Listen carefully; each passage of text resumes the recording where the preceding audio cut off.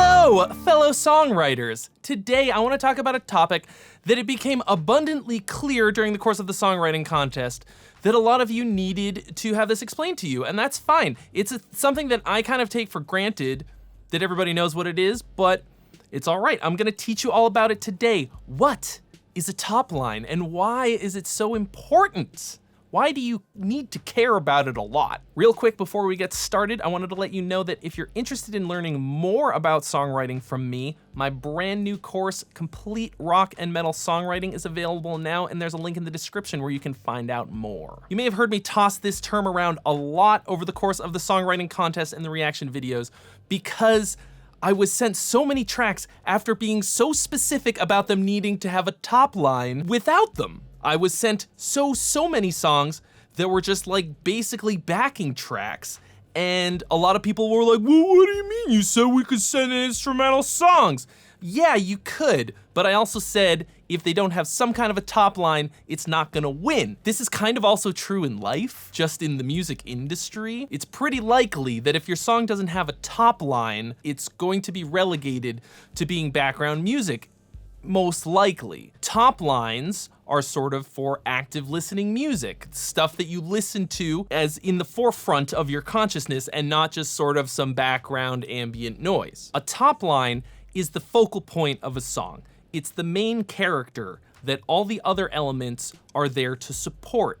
Everything else in a song is basically accompaniment to some degree or another. Some elements might be a little bit more forward or more active, blurring the line between accompaniment and melody. But for the most part, the top line is the thing that everything else is pointed at, including your ears. It's also usually the most prominent thing in the mix. A top line can be a lot of different things. It can be singing or screaming with or without lyrics. It can be rapping or spoken word, or it can be an instrumental melody.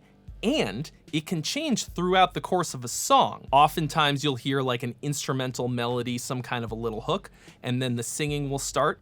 Or it could be singing and then rapping, or screaming and then singing. The top line can be a number of different things throughout the song, but at any given moment, it's usually just one thing. If you're hearing vocals on the track, that's the top line. Even if it's something kind of unusual, like Tuvan throat singing, or like in Baz Luhrmann's Everybody's Free to Wear Sunscreen, that guy just talking over the top of the whole thing, that's the top line. You guys remember the Crazy Frog song? In the Crazy Frog song, the Crazy Frog is the top line, except when there's the synthesizer doing the melody. But it for sure does not have to be a vocal. Instrumental music has instrumental top lines. If you listen to bands like Polyphia or Chon or Jason Richardson or Joe Satriani is like the first kind of place that I heard really prominent melodic top lines in instrumental music. And his song Friends is probably my favorite track of his. The top line on that song is the part that goes like this.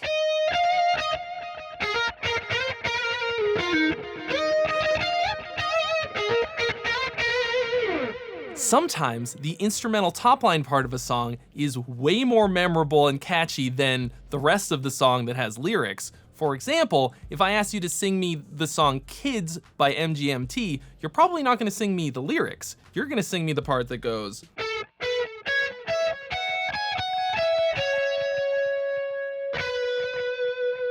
right?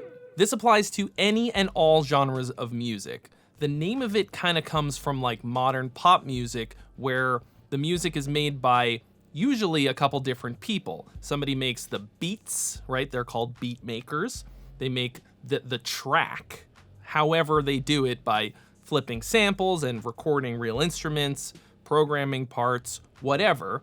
And then they hand that off to the top line writers who add the top line, the melodies, the lyrics, the vocals, however they're going to be, whatever style. Even if you're playing death metal, the growler is your top line. Whoever's doing vocals of whatever style, that's the top line. So what if you're making music that has no top line? Is that bad? Is it wrong? Are you gonna go to music jail? No, certainly not. It does not mean that you are making bad music if you don't have a top line.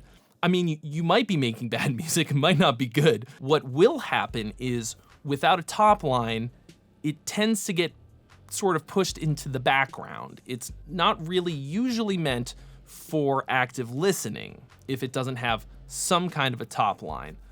There's a lot of music that exists without a top line just fine. Sort of ambient music, background music for anything. For example, this video right now, you're hearing background music. It's there just as a kind of a nice filler. It's not there for you to listen to that. You're listening to me, and that's just kind of accompanying me, right? And there's a million reasons why you'd make music without a top line accompanying something else. Or, for example, background music when you're studying, lo-fi beats to study to, binaural beats, anything like that that's not intended for active listening. Something that you're gonna put on headphones and you're gonna listen to it and you're gonna zone out and listen to just that and pay attention to just that. You go see it in a concert, whatever. However, I will for sure say this. If you're writing songs for your band or whatever, you need to have a top line. Otherwise, it's pretty likely that you're not going to get a lot of repeat listeners. If you are very, very honest with yourself, I mean, go back and check your Spotify stats. Are you actually listening to songs that do not have a top line over and over again? Are you getting pumped up, excited, stoked to listen to music that doesn't have some kind of a focal point, some kind of a main character? You can make whatever kind of music you want, and if it makes you happy, great.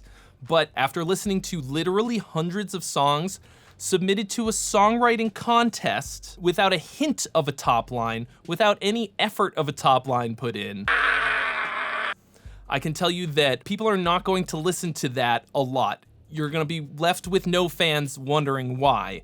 And that's probably gonna be number one.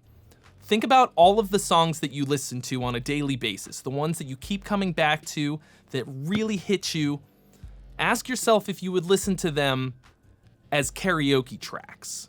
Would you put on a karaoke version of this song and just listen to it? Not sing along, just listen to the karaoke backing track. I heard a lot of this, like, well, we're an instrumental band because we can't find a singer. So keep trying. I learned how to sing because I wanted to be able to write the kinds of songs that I wanted to write. I learned how to sing so that I could sing my own songs. That's really how singers become singers. You can't find a singer, make a singer, become a singer. It's really hard. It takes a lot of time, a lot of energy and effort, and a lot of practice, but it's absolutely 100% worth it, and you should do it. If you're gonna write songs, you should learn to sing in some capacity. You don't have to be amazing. I don't consider myself to be amazing at all, but I got good enough to be able to do what I wanted to do. So now, as you go out into the world and listen to music, I want you to pay very close attention to what the top line is on any given song that you're hearing or piece of music. First of all, is there one? Second of all, what is it? Is it a vocal? Is it instrumental? Is it some other weird thing like a crazy frog? Notice how the other elements of the track are supporting and accompanying it. If you want to learn how to write top lines as well as every single other part of a song, you're definitely going to want to check out my new course, Complete Rock and Metal Songwriting. There's a link in the description where you can find out more about that. Thank you so much for watching, guys. If you want to see more of this kind of songwriting tutorial from me, then be sure to subscribe and hit the like, and also leave a comment letting me know what songwriting topics you want me to cover in the future. And I'll see you real soon.